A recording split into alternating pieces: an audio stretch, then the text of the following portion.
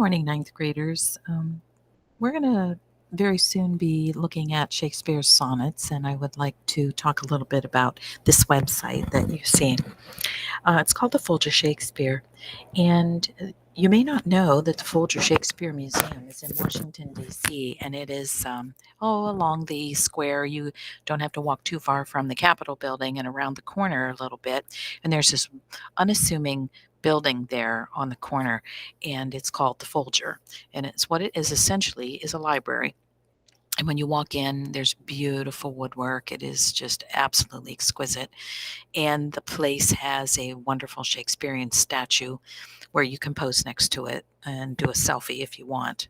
And one of the things that they often feature are audio and wonderful things about the museum itself and access to all of the American holdings of the Shakespeare works. So if you're on the web page, all you do is have to search for the Folger Shakespeare.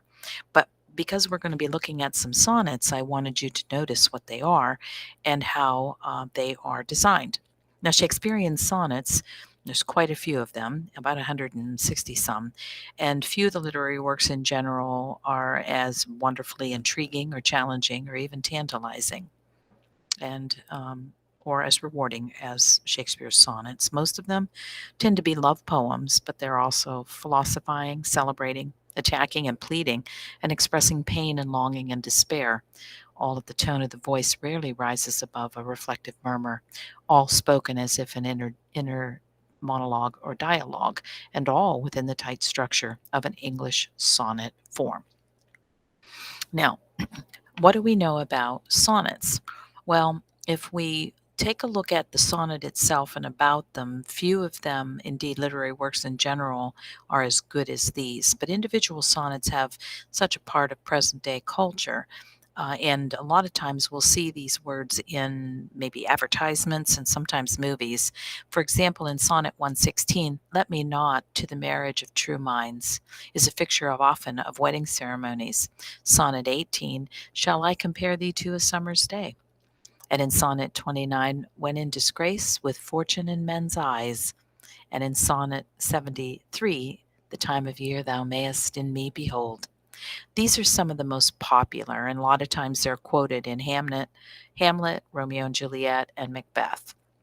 Now, it does go along that the narrative or the poet William Shakespeare began with a set of 17 sonnets advising a beautiful young man, seemingly an aristocrat, perhaps Mr. W.H. himself, to marry and produce a child in the interest of preserving the family name and property, but even more in the interest of reproducing the young man's remarkable beauty in his offspring.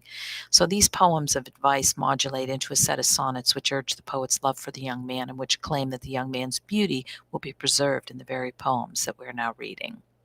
Then the second set of sonnets are divided into 18 through 126, which is a supposed narrative, celebrates the poet's love for the young man, including clusters of poems that seem to tell of such specific events as the young man's mistreatment of the poet, the young man's theft of the poet's mistress, and the appearance of rival poets who celebrate the young man and gain his favor. And the poet's separation from the young man through travel or through the young man's indifference and the poet's infidelity to the young man. And after that, there's another set of poems, 109, and the sonnet concludes with a third set of 28. And so it's about a woman who is presented as dark and treacherous and with whom the poet is sexually obsessed. So several of these sonnets also seem to involve a young, beautiful man who is, according to the sonnet's narrative, also enthralled by the dark lady. So that's a lot of pretty interesting background about the poetry. And there's an awful lot more that you can learn about it by going to the website of the Folger Library. But the other thing that is kind of cool is that they have these sonnets available to us. And I'm going to jump to Sonnet 5. This isn't one that you have, but what's nice about it is you can go to the website and you can learn a little bit about the synopsis of the sonnet in particular. So in Sonnet 5, and this is the first two of Link's sonnets, the poet compares the young man to summer and its flowers, doomed to be destroyed by winter. Well, even though the summer inevitably dies, he argues, its flowers can be distilled into perfume, and the beauty of the flowers thereby, the essence of summer, is thus preserved. So let's get a look at the sonnet. Those hours that with gentle work did frame the lovely gaze where every eye doth dwell, will play thy tyrants to the very same, and that unfair which fairly doth excel. Now, in the first section of the sonnet, you have 4 lines. Frame rhymes with same, dwell rhymes with excel. And if you're careful, you should notice that there are 10 syllables. Those, hours, that, with, gentle, work, did, frame. And if there's not 10 syllables in a line, then the lines are flawed. As it continues, for never resting time leads summer on to hideous winter and confounds him there, sap checked with frost and lusty leaves quite gone, beauty o'ersnowed and bareness everywhere.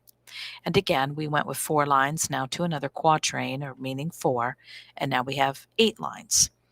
These lines do not rhyme with the ones we just had, but line 5 rhymes with line 7, on, gone, and there with where. So line 6 and 8. Then we move. Then were not summer's distillation left, a liquid prisoner pent in walls of glass. Beauty's effect with beauties were bereft, nor no remembrance what it was. And we start to see that there is a shift right here, and a kind of a reminiscing. And left rhymes with bereft, and glass with was, and none of that rhymes with what happened in the first quatrain, what happened in the second quatrain, and finally the third quatrain. But flowers distilled, though they with winters meet, least but their substance still lives sweet. And so we go from lines 12 to lines 13 and 14, and this is called a couplet. And the couplet also rhymes meat and sweet, but doesn't rhyme with anything that was in the first quatrain, the second quatrain, or the third quatrain.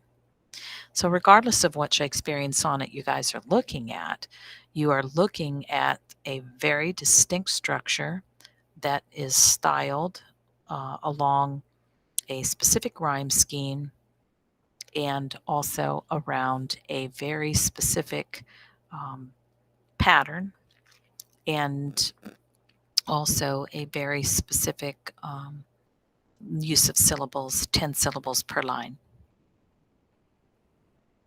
So that's Shakespearean sonnets up to coming in your next assignment. And hopefully you can get onto the Folger Shakespeare Library and website and enjoy all of the access to the resources that are in our own American Shakespeare Library.